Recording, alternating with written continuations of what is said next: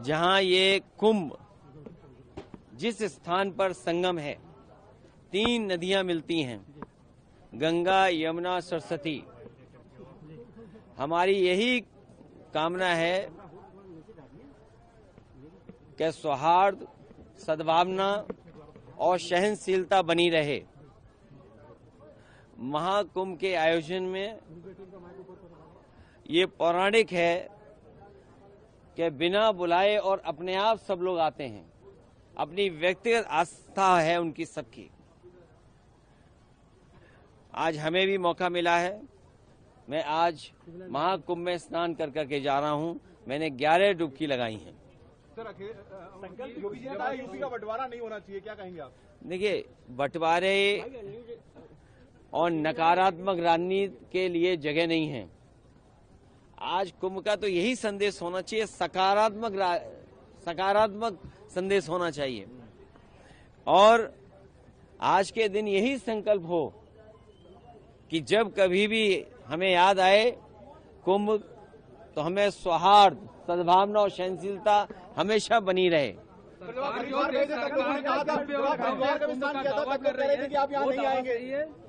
देखिए, गंगा में स्नान और त्योहारों के दिन स्नान, जिस दिन मैंने वहां पर हरिद्वार में स्नान किया था, उस दिन भी एक त्योहार था। बहुत बड़ा त्योहार है। भारत देश के लोग कोने कोने में अलग अलग नाम से इस त्योहार में शामिल होते हैं। उस दिन हरिद्वार में स्नान किया था और आज संगम में स्नान करने का मुझे मौका मिला है। योगी जी कह रहे हैं बुलडोजर चलता रहेगा, नहीं रुकेगा बुलडोजर। देखिए, बुलडोजर चले नहीं चले, सरकार कैसे बचेगी? ये बताइए, जब सरकार ही नहीं होगी तो बुलडोजर किसके पास होगा?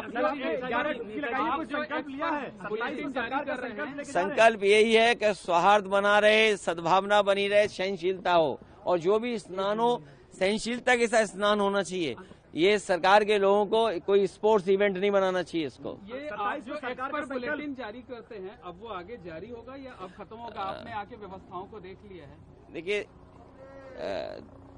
समाजवादी सरकार में भी और पहले भी नेताजी को भी और हम लोगों को भी कुंभ के आयोजन को करने का मौका मिला था।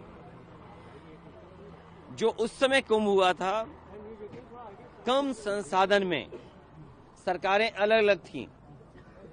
यूपी में सरकार दूसरी पार्टी की थी, समाजवादी पार्टी की थी। दिल्ली में सरकार दूसरी पार्टी की थी। लेकिन उसके बावजूद भी कम संसाधन में 800 और 1300 करोड़ में वो महाकुंभ या कुंभ से जो 12 साल बाद होता है वो कुंभ कराया गया था। सर, पहले और आज तो सुनने में आ रहा है कि 7,000 करोड़ 10,000 करोड़ खर्च हो रहा है।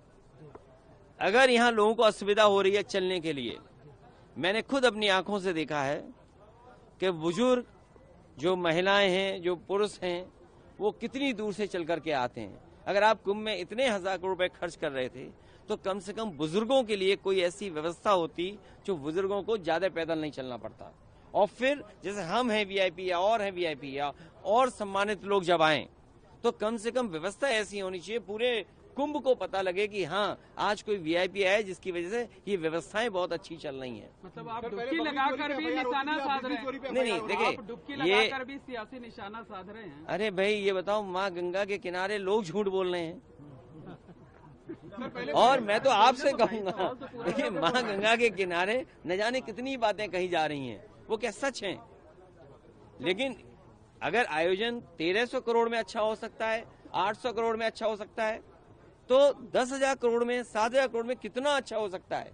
उसमें तो न कोई ट्रैफिक की दिक्कत होती, न कोई पानी की दिक्कत होती, न साधु संतों से बिजली का बिल लिया जाता या उनको असुविधा होती, या जो चीजें महंगी है वो भी सस्ती होती।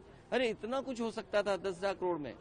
और फिर तो दिल्ली की सरकार भी उनकी है और वो भी अर्थव्यवस्था कहाँ पहुंच रही है, तो 10,000 करोड़ और मांगने चाहिए। हमारी मांग है उत्तर प्रदेश सरकार को दिल्ली सरकार 10,000 करोड़ और रुपए दे, जिससे, हाँ, महाकुंभ के आयोजन के लिए, जिससे यहाँ की ट्रैफिक व्यवस्था अच्छी हो, बुजुर्ग हों, महिलाएं हों, बच्चे हों, उनको बहुत दूर से अपने सर पर, अपने कंधे पर सामान रख करके न लाना पड़े, कोई सुविधा हो जिससे यहीं पर आ जाएं। और साथ ही साथ दिल्ली सरकार जहां बजट दे 10,000 करोड़, और वहीं ये जो किला है वो भी उत्तर प्रदेश सरकार को दे दे। सर ट्रैफिक जाम में क्योंकि आपके यहाँ साथ है तो क्या? यहाँ अभी तो ट्रैफिक यहाँ जाम में परंपरा फंसे ये है कि लोग दान कर करके जाएं। सर, महादानी सम्राट हर्षवर्धन जो हमारा रिटर्न डॉक्यूमेंट है, जहां हमें पौराणिक महाकुंभ के बारे में या कुंभ के बारे में जानकारी मिलती है, वो सम्राट हर्षवर्धन से जुड़ी हुई मिलती है। वो यहाँ दान करने आते थे, पुण्य के लिए आते थे।